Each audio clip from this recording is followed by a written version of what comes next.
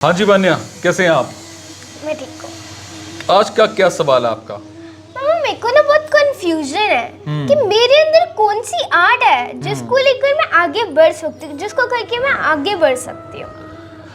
आपके अंदर ऐसा कौन सा आर्ट है जिसको लेकर के आप आगे बढ़ सकते हो? यही कंफ्यूजन है ना? मैं जिंदगी में क्या करूंगी, मेरी जिंदगी कैसी होगी, है ना, मैं कैसे आगे बढ़ूंगी, यही हमें लेकर के कंफ्यूजन चल रही होती है। देखो वन्या, मैं आपको एक स्टोरी सुनाता हूं। एक बार क्या होता है, एक विलेज में ना एक बड़ा आलसी सा आदमी रहता होता है। बड़ा आलसी सा आदमी होता है, कोई काम धाम नहीं करता था, किसी भी तरह का कोई काम नहीं करता था। सारा दिन निठल्ला बैठ के सोचता रहता था कि किसी तरह से ना उसको कुछ खाने को मिल जाए। सारा दिन यही बात को सोचता रहता था कि किसी तरह से उसको कुछ खाने को मिल जाए, और बैठकर यही सोचता रहता था कि कोई आए मेरे को कुछ दे जाए खाने पीने के लिए। एक दिन क्या होता है, एक दिन वो घूमते घूमते ना, वो बंदा है ना, वो घूमते घूमते आम के एक गार्डन में पहुंच गया। बड़े रसीले आमों से वो जो था गार्डन, पेड़ है ना, वो लदे हुए थे। अब रसीले जो आम थे उनको देख करके उसके मुंह में पानी आ गया, है ना, था तो आलसी, और आम तोड़ने के लिए वो पेड़ पर चढ़ गया। आलसी आदमी, है ना। पर जैसे ही वो पेड़ पे चढ़ा, बाग का जो मालिक था ना, है ना, वो वहां पे आ गया, वो पहुंच गया वहां पे। अब बाग के मालिक को देख करके आलसी आदमी जो था वो डर गया, प्रॉपर डर गया। अब होता क्या है, डरने के बाद इतना डर जाता है वो आदमी कि जैसे जैसे मतलब वो पेड़ से नीचे उतरने लगा, भाग खड़ा हुआ, प्रॉपर भाग गया।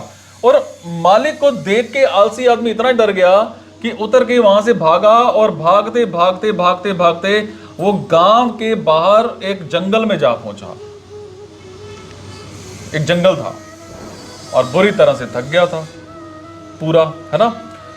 इसीलिए क्या करने लगा वो ना, पेड़ के नीचे बैठ के ना अपने आप को सुस्ताने लग गया, लेजीनेस सी करने लग गया।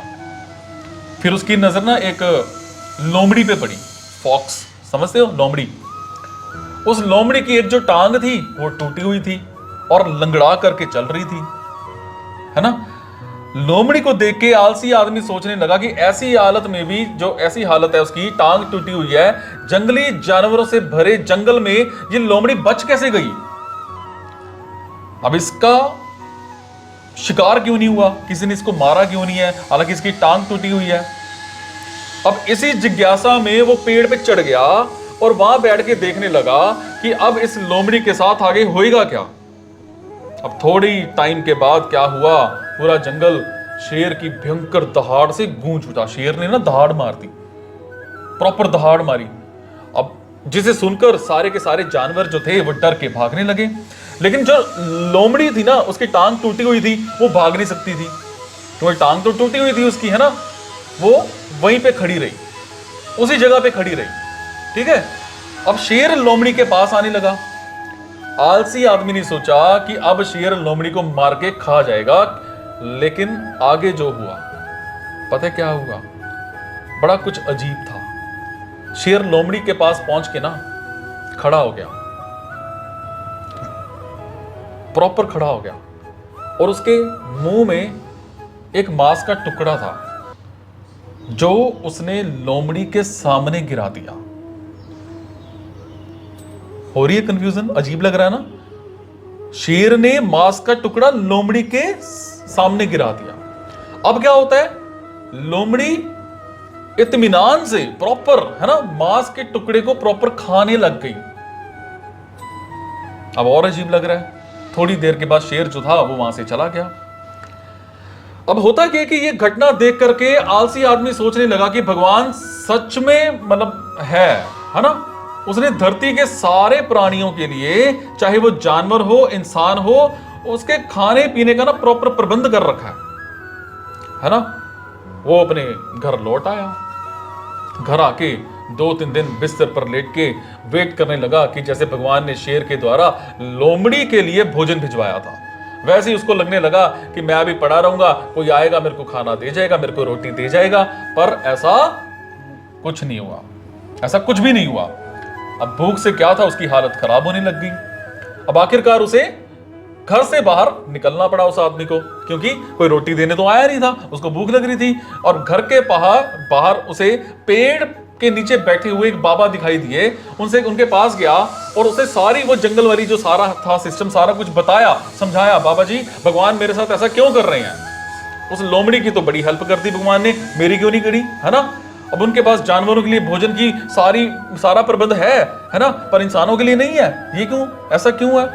तो बाबा जी ने कहा बेटा ऐसी बात नहीं है, भगवान के पास सारे प्रबंध हैं, दूसरों की तरह तुम्हारे लिए भी है, लेकिन बात यह है कि तुम्हें लोमड़ी नहीं, भगवान तुम्हें शेर बनाना चाहते हैं। भगवान तुम्हें लोमड़ी नहीं बनाना चाहते, भगवान तुम्हें शेर बनाना चाहते हैं।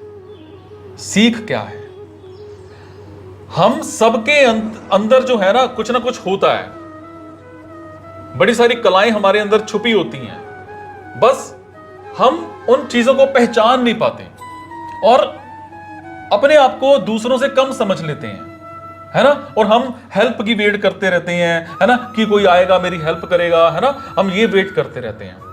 हम अपने आप को नहीं पहचान पाते। दूसरों की सहायता की हम वेट ना करें, वो ज्यादा बेटर है ना। इतने कैपेबल बन जाओ, इतने सक्षम बन जाओ कि आप दूसरों की हेल्प करो, दूसरों से आपकी हेल्प नहीं लेनी है। क्या समझे, दूसरों की हेल्प जरूर करो पर दूसरों से हेल्प नहीं लेनी, इतने सक्षम बन जाओ। अब इस कहानी से कुछ सीख मिला। अब आपको समझ में आ रहा होगा कि हमारे अंदर जो है बहुत सारी कलाएं हैं, बहुत कुछ हमारे अंदर होता है, पर हम उसको बाहर नहीं निकालते, है ना। बाहर निकालो और आगे बढ़ो, लगा दो जोर, चक दो फट्टे, दिखा दो दुनिया को कि आप भी एक शेर हो। Thank you.